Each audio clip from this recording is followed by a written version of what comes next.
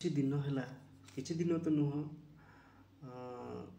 2024 ବଡ଼ଦିନ ପୂର୍ବରୁ ବହୁତ ଜୋରସେ ଖ୍ରୀଷ୍ଟିଆନ ମାନଙ୍କୁ ବିରୋଧ କରାଯାଉଛି। ଯୀଶୁଙ୍କୁ ବିଭିନ୍ନ ପ୍ରକାର ଅପମାନ କରାଯାଉଛି। କିଏ ତ କହିଲାଣି ଯେ ତିନୋଟି କଣ୍ଟାରେ ଯିଏ ମରିଗଲେ ସେ କି ପ୍ରଭୁ, ସେ କି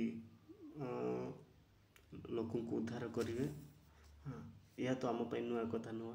ଏଇ କଥାଟି ତ ଯେତେବେଳେ ଯୀଶୁଙ୍କୁ କ୍ରୁଶରେ ଝୁଲା ହେଇଥିଲା ସେ ସମୟରେ ମଧ୍ୟ କ୍ୱେଶ୍ଚିନ୍ କରାଯାଇଥିଲା, ତମେ ଯଦି ସତରେ ପ୍ରଭୁ ନିଜକୁ ରକ୍ଷା କର, ଆମକୁ ମଧ୍ୟ ରକ୍ଷା କର। କିନ୍ତୁ ଏବେ ଯେଉଁ ସୋସିଆଲ ମିଡ଼ିଆରେ ବକବାସ କରୁଛି ଯେଉଁ ତପି ମିଶ୍ର, ଆଜ୍ଞା ଆପଣମାନେ ତ ଅବଜ୍ଞା ନୁହନ୍ତି ସେଥିରୁ, ଯିଏକି ୟୁଟ୍ୟୁବ୍ ଖୋଲିଲ ମାନେ କ'ଣ ଗୋଟେ ଦେଖିବ ବୋଲି ଖୋଲିଲ ମାନେ ସେଇ ପ୍ରକାର ନ୍ୟୁଜ୍ଟି ସାମ୍ନାକୁ ଆସେ। ପରଦିନ 19ରେ ପୋଲିସ ମାନେ ଆସି ନେଇଯାଇଛନ୍ତି, ଜେଲ୍ ଯାଇଛି, ମାମୁଁ ଘରକୁ ବୋଧେ ଯାଇଛି, ଫେରିବ ଆଉ।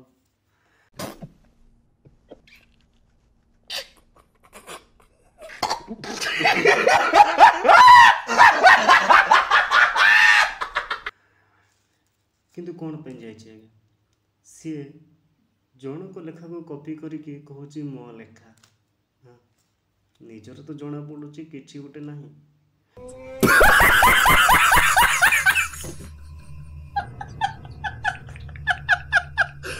କ'ଣ ଗୋଟେ ଇଂଲିଶ ଦିଟା ଶିଖି ଦେଇଛି କି ନାହିଁ, ନିଜକୁ ବହୁତ ବଡ଼ ପଣ୍ଡିତ ବୋଲି ଭାବୁଛି। ଅନ୍ୟ ଲେଖା ଚୋର କରିକି ଆଣିଛି, କହୁକୁ ନିଜ ଲେଖା। ଏହି ପ୍ରକାର ଯେତେବେଳେ ସେ ଅନ୍ୟ ଲେଖାକୁ ଆଣିକି ନିଜର ବୋଲି ଦାବି କଲା, ତ ସେ ଲେଖିକା ଯିଏ ଥିଲେ ଆଉ ସେ ତାଙ୍କ ବିରୁଦ୍ଧରେ FIR ଦେଇଦେଲେ। ପୋଲିସ ମାନେ ଆସିକି ନେଇଗଲେ। ଆଜ୍ଞା ପୋଲିସ ମାନେ ସିନା ଆସିକି ନେଇଗଲେ, ହେଲେ ଆଉ ଗୋଟେ କ'ଣ ହେଇଛି ଜାଣିଛନ୍ତି? ତା ଭାଇ ଯିଏ କହୁଛି ତ ତା ଭାଇ ବୋଲି କ'ଣ, ଆଜ୍ଞା ସିଏ ତା ଭାଇ ଏଇ ତପି ମିଶ୍ରଠୁ ଆହୁରି ବଳିକି, ମାନେ ଜଣା ପଡୁନି ମାନେ ଏକ୍ଚୁଆଲି କୋଉ ଗ୍ରହରୁ ଆଇଛନ୍ତି।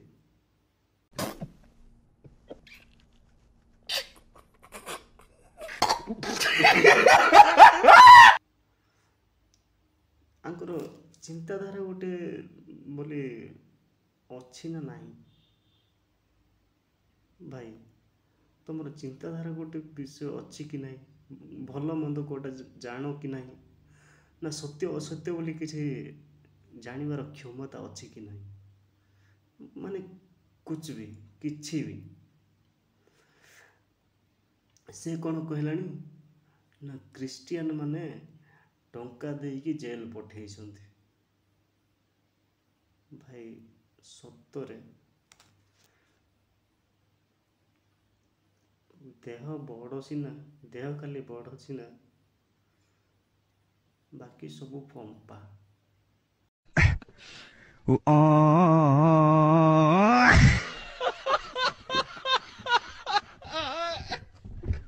କହିବା ଆଗରୁ ନିଜେ କ'ଣ କହୁଛ ଆଗ ସେଇଟା ଜାଣିଛଟି? କ'ଣ କହୁଛ ତମେ ନିଜେ? ନା ସେତିକି ବି ଜାଣିପାରୁନ ଆମେ କ'ଣ କହୁଛୁ? ଏଣିକି ଯାହା ହଉ ଭାଇମାନେ, ଆମମାନେ ଖ୍ରୀଷ୍ଟ ବିଶ୍ୱାସୀ, ଆମ ପାଇଁ ତ ତାଡ଼ନା ପୂର୍ବରୁ ଥୁଆ ହେଇଛି। ବାପା ସମ୍ପତ୍ତିକୁ ଯେତିକି ଭରସା ନାହିଁ ଆମକୁ ମିଳିବ କି ନାହିଁ, ତାଠୁ ଅଧିକ ଆମମାନଙ୍କର ପ୍ରତ୍ୟେକ ଖ୍ରୀଷ୍ଟ ବିଶ୍ୱାସୀ ପାଇଁ ତାଡ଼ନା ଯେ କମ୍ପଲସରି, ଏହା ଆମେ ପୂର୍ବରୁ ଜ୍ଞାତ ଅଟୁ। ଏଣିକି ଛାଡ଼, ତମକୁ କ'ଣ ବୋଲି ବୁଝେଇବୁ କୁହ? ନା ତମେ ବାକ୍ୟ ବୁଝିପାରିବ? ବାକ୍ୟ କହିଲେ ତ ତମର ଏଇଟା ଗୋଟେ କ'ଣ? ଏବେ ଯେଉଁ ଭାଇମାନେ 2 ଜଣ ଯାଇଥିଲେ, ଅବଶ୍ୟ ସେମାନେ କିଛି ସନ୍ତୁଷ୍ଟ କଲାବେଳେ କିଛି କହିପାରିନାହାନ୍ତି, କିନ୍ତୁ ଯାହା ବି କହିଲେ ବାକ୍ୟ ମାଧ୍ୟମରେ କହିଛନ୍ତି। ଆମେ ତ ଜାଣୁ ତମକୁ ତ ବାକ୍ୟ ଶୁଣିବାର କ'ଣ ମାନେ ଭଲ ବିଷୟକୁ ତ ତମେ ଶୁଣିବାର କ୍ଷମତା ହିଁ ରଖୁନା। ତଥାପି ଏ ସମସ୍ତ ଘଟଣାବଳୀ ମଧ୍ୟରେ ଆମମାନେ ତୁମ ବିଷୟରେ କ'ଣ ଭାବୁ? ଆମମାନେ ଯେଉଁ ଖ୍ରୀଷ୍ଟ ବିଶ୍ୱାସୀ, ତୁମ ବିରୋଧୀ ଦଳ ଖ୍ରୀଷ୍ଟ ବିରୋଧୀ, ଆମମାନେ ତୁମ ବିଷୟରେ କ'ଣ ହବୁ? ଭାଇମାନେ, ଆଜି ବି ଏତେ ଘଟଣା ଘଟୁଛି, ତଥାପି ବି ଆମମାନଙ୍କ ପ୍ରତି, ତୁମମାନଙ୍କ ପ୍ରତି ଆମର ଟିକେ ବି ଘୃଣା ମନୋଭାବ ନାହିଁ। ଆଜି ବି ଆମମାନେ ଆମ ମଣ୍ଡଳୀରେ ଆମମାନଙ୍କର ବ୍ୟକ୍ତିଗତ ପ୍ରାର୍ଥନା ମଧ୍ୟରେ ତୁମମାନଙ୍କ ପାଇଁ ବିଶେଷ ପ୍ରାର୍ଥନା କରୁ କି ସମୟ ଆସୁ ଭାଇମାନେ ସତ୍ୟତା ଜ୍ଞାତ ହୁଅନ୍ତୁ। ତୁମ ପାଇଁ ଆଜିର ବାକ୍ୟ ଗୋଟିଏ ପଦେ ପଢ଼ିଦେବି। ଯେତେବେଳେ ସାଧୁ ପାଉଲ ଫିଲିପି ମଣ୍ଡଳୀକୁ ଲେଖି ଏହା କ'ଣ ଜଣାନ୍ତି, ପ୍ରତ୍ୟେକ ଖ୍ରୀଷ୍ଟ ବିଶ୍ୱାସୀ ଆଜି ମଧ୍ୟ ତାହା ଅନୁଭବ କରନ୍ତି। ପ୍ରତ୍ୟେକ ଖ୍ରୀଷ୍ଟ ବିରୋଧୀମାନଙ୍କ ପାଇଁ ଆଜିର ଗୋଟିଏ ବାକ୍ୟ, ଯାହା ଲେଖାଯାଏ ଫିଲିପି 1 ପର୍ବ 18 ପଦରେ। ଏ ବାକ୍ୟରେ ପରି ଲେଖାଯାଏ, ସେଥିରୁ ବା କ'ଣ ଆପଣମାନେ ଯେଉଁ ବିରୋଧୀ କରୁନାହାନ୍ତି, ଯୀଶୁ କିଏ, ଖ୍ରୀଷ୍ଟମାନେ ଇଏ ସିଏ, ଲୋଭୀ ଇଏ କହି ଯେଉଁ ବିରୋଧୀ କରୁନୁ, ସେଥିରେ ବା କ'ଣ ଭାଇ? ବାକ୍ୟରେ ଲେଖାଯାଏ, ସେଥିରେ ବା କ'ଣ? କପଟି ଭାବରେ ହେଉ ବା ସରଳ ଭାବରେ ହେଉ, ଯେକୌଣସି ପ୍ରକାର ଖ୍ରୀଷ୍ଟ ପ୍ରଚାର ହେଉଛନ୍ତି, ସେଥିପାଇଁ ମୁଁ ଆନନ୍ଦ କରୁଅଛି। ହଁ, ଆନନ୍ଦ କରିବି। ବାକ୍ୟ କ'ଣ କୁହେ? ଶୁଦ୍ଧ ଓଡ଼ିଆ ଭାଇ ବୁଝିବାକୁ ଚେଷ୍ଟା କର। କପଟ ଭାବରେ ହେଉ କି ସରଳ ଭାବରେ, ତୁମ ବିରୋଧ କରି ହେଉ କିମ୍ବା ଆମମାନଙ୍କର ପ୍ରେମରେ ପ୍ରଚାର ପ୍ରସାର ହେଉ, ଯେ ବିରୋଧୀ ମଧ୍ୟରେ ଖ୍ରୀଷ୍ଟଙ୍କର ହିଁ ପ୍ରଚାର ଚାଲିଛି। ଯୀଶୁ ଖ୍ରୀଷ୍ଟ ହିଁ ଯେ ଈଶ୍ୱର ବୋଲି କେହି ଜଣେ ଅଛନ୍ତି ବୋଲି ଯେଉଁମାନେ ବି ଜାଣିନଥିଲେ ସେମାନେ ଜାଣିପାରୁଛନ୍ତି। ସେଥିପାଇଁ ଆମେ ଆନନ୍ଦ କରୁ, ଆମେ ଖୁସି ଅଟୁ। ତୁମମାନେ ମୁଖରେ ମଧ୍ୟ ଯାହା କେବେ ଯୀଶୁ ବୋଲି ନାଁ ହିଁ ହୁଏତ ଧରିନଥିବ, ସେଇ ମୁଖରେ ଆଜି ଖ୍ରୀଷ୍ଟିଆନ ଖ୍ରୀଷ୍ଟିଆନ ଖ୍ରୀଷ୍ଟିଆନ ଖ୍ରୀଷ୍ଟିଆନ ଯୀଶୁ ଯୀଶୁ ପ୍ରଭୁ ପ୍ରଭୁ ଯେଉଁ ହଉନ, ସେତିକି ହବାର ଥିଲା।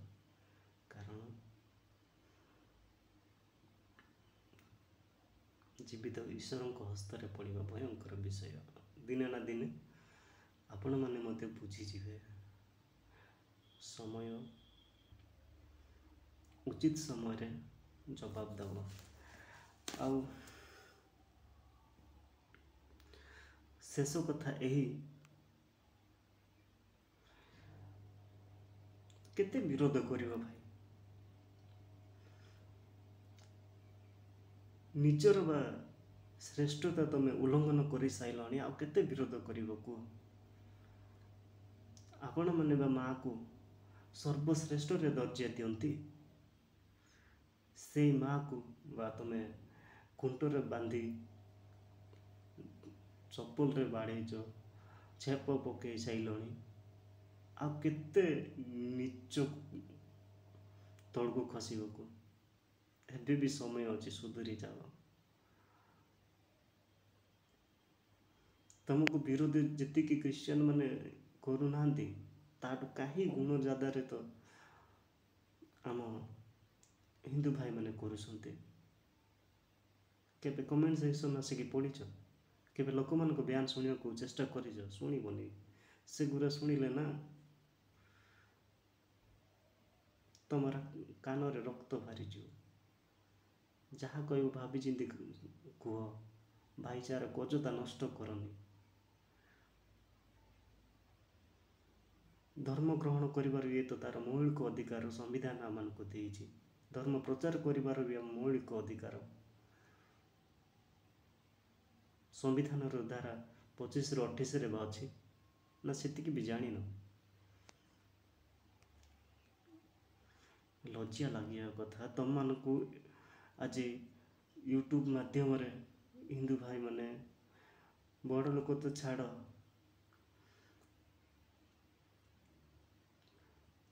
ସାନ ପିଲା ବି ଆସି ତମମାନଙ୍କ ବିରୁଦ୍ଧରେ ଭିଡ଼ିଓ କଲାଣି, ତମମାନଙ୍କୁ ଜ୍ଞାନ ଦେଉଛନ୍ତି। ସେତିକି ବି ଲଜ୍ଜା ଲାଗୁନି ସେଗୁଡ଼ା ବି ଦେଖିକି?